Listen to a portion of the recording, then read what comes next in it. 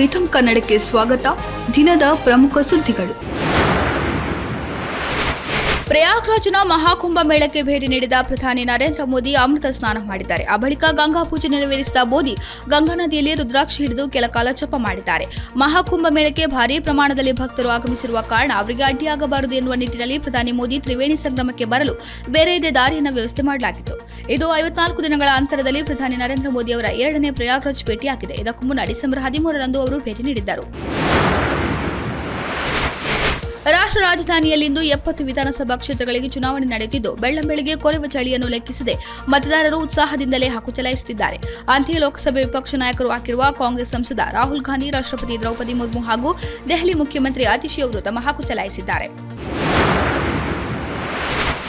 ಹಿಂದೂ ಮತ್ತು ಬೌದ್ಧರು ಒಂದೇ ಆಲದ ಮರದ 2 ಕೊಂಬೆಗಳಿದ್ದಂತೆ ಒಟ್ಟಾಗಿ ಸೇರಿದರೆ ಪ್ರಪಂಚದಲ್ಲಿ ಅತಿ ಪ್ರಬಲ ಆಲದ ಮರವಾಗಿ ಎಲ್ಲರಿಗೂ ರಕ್ಷಣೆ ಮತ್ತು ಐಕ್ಯತೆ ನೀಡುತ್ತಾರೆ ಎಂದು ಮುಖ್ಯಮಂತ್ರಿ ಯೋಗಿ ಆದಿತ್ಯನಾಥ್ ಮಂಗಳವಾರ ಹೇಳಿದರು.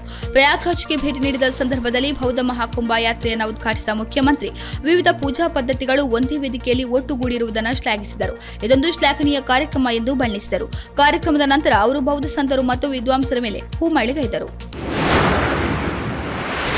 ಭವಿಷ್ಯ ನಿಧಿ ಹಾಗೂ ಇಂಧನ ಖರೀದಿ ಮಾಡಿದ ಬಾಕಿ ಹಣವನ್ನು ಪಾವತಿ ಮಾಡಲು ಕರ್ನಾಟಕ ರಾಜ್ಯ ರಸ್ತೆ ಸಾರಿಗೆ ನಿಗಮ 624 ಕೋಟಿ ರೂಪಾಯಿ ಬ್ಯಾಂಕ್ ಸಾಲವನ್ನು ತೆಗೆದುಕೊಳ್ಳಲು ಮುಂದಾಗಿದೆ. ಸರ್ಕಾರಿ ಸ್ವಾಮ್ಯದ ಸಾರ್ವಜನಿಕ ಸಾರಿಗೆ ಸಂಸ್ಥೆಯು 623.8 ಕೋಟಿ ರೂಪಾಯಿಗಳ ಟರ್ಮ್ ಲೋನ್ಗಾಗಿ ಹಣಕಾಸು ಸಂಸ್ಥೆಗಳು ಮತ್ತು ವಾಣಿಜ್ಯ ಬ್ಯಾಂಕ್ಗಳಿಂದ ಆಸಕ್ತಿ ಅಭಿವ್ಯಕ್ತಿಯನ್ನು ಆಹ್ವಾನಿಸಿದೆ.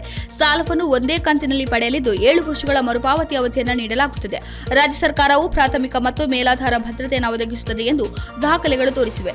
ಸರ್ಕಾರದ ಆದೇಶದಂತೆ ಕೆಎಸ್ಆರ್ಟಿಸಿ ಈ ಸಾಲವನ್ನು ಪಡೆದಿದೆ. ಭವಿಷ್ಯ ನಿಧಿ ಮತ್ತು ಡೀಸೆಲ್ಗೆ ಸಂಬಂಧಿಸಿದ ಬಾಕಿಗಳನ್ನು ತೀರಿಸಲು ಎಲ್ಲಾ ಆರ್ಟಿಸಿಗಳು 2,000 ಕೋಟಿ ರೂಪಾಯಿ ಸಾಲವನ್ನು ಪಡೆಯುತ್ತವೆ ಎಂದು ಕೆಎಸ್ಆರ್ಟಿಸಿ ವ್ಯವಸ್ಥಾಪಕ ನಿರ್ದೇಶಕ ವಿ ಅನ್ಬುಕುಮಾರ್ ತಿಳಿಸಿದ್ದಾರೆ.